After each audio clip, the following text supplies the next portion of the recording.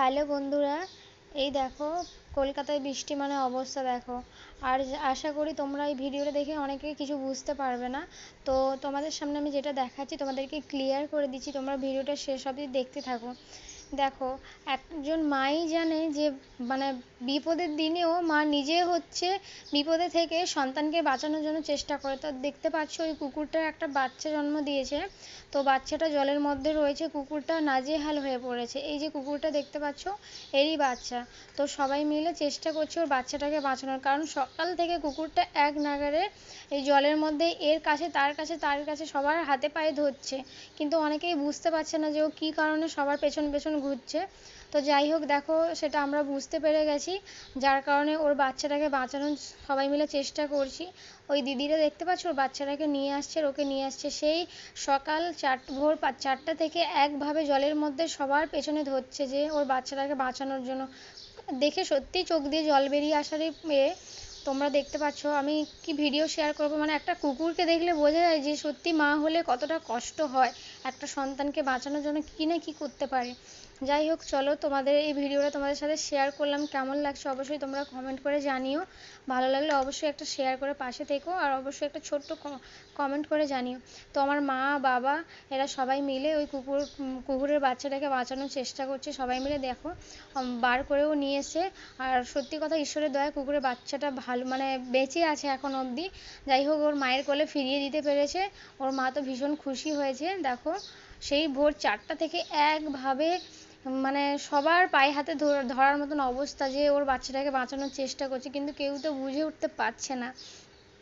যাই হোক, চলো শেষমেশ ওর বাচ্চাটাকেও ফিরে পেলো, ওর কোলে ফিরিয়ে দেওয়া হলো। একভাবে সেই সকাল 4টা থেকে জলে দৌড়ঝাঁপ করছে, তো ওরও তো শরীরটা খারাপ হয়ে গেছে, মানে কাঁপছে রীতিমতন কুকুরটা। যাই হোক, চলো ওদেরকে এখন পরিচর্যা করার জন্য দেখো কি করা হচ্ছে। আর দেখতেই পাচ্ছ কলকাতায় মানে বৃষ্টি হলে মানুষগুলো জলে বেরোতে পারছে না, কুকুরটা সেইভাবে কি করছে। দেখো ওকে বাঁচানো তো হয়ে গেছে, এখন ওই মানে মা কুকুরটাকে এই যে চট দিয়ে একটু মুছে দেওয়া হচ্ছে, যাতে ওর ঠান্ডা লাগছে না, রীতিমতন কুকুরটা কাঁপছে। কুকুরগুলো আমাদের এই গলিরই কুকুর, মানে খুব ভালো, মানে কারোর কোনো ক্ষতি করে না, ঠিক আছে। এই ভিডিওটা না দেখলে তোমরা বুঝতে পারবে না যে একজন মা মানে শত বিপদে থেকেও ছেলে মেয়েকে বাঁচানোর জন্য কতটা না কি করে। সত্যি একটা মানুষ হলেও এমন করে না, কারণ মাগুলোই তো সন্তানকে জন্ম দিয়ে সরে যায়, কিন্তু কুকুরকে দেখে, একটা পশুকে দেখেও অনেক কিছু শেখা যায় মাঝে মধ্যে।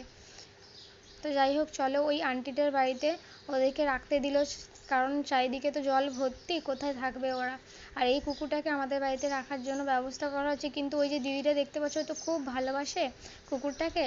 তো ওদের বাড়িতেও কুকুর রয়েছে, ওই দেখাশোনা করে কুকুরের অসুখ বিসুখ থেকে খাওয়া দাওয়া থেকে সবই করে। দেখতে পাচ্ছ কেমন চুম খাচ্ছে, ওকে আদর করছে।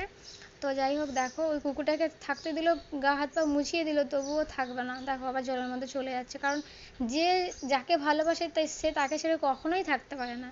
দেখতে পাচ্ছ, দেখো ওই দিদিরা খুব ভালোবাসে, তো তাই জন্য ওই দিদিটার কাছেই আবার চলে যাচ্ছে। ভালোবাসার টান থাকে, বুঝলে বন্ধুরা, যে যাকে ভালোবাসে সে কখনো তাকে ছেড়ে থাকতেই পারে না। এইতে দেখলেই বোঝা যায়। কারণ একটা মানে মানুষ হয়তো পোষ মানে না, কিন্তু কুকুর পোষ মেনে যায় তাড়াতাড়ি।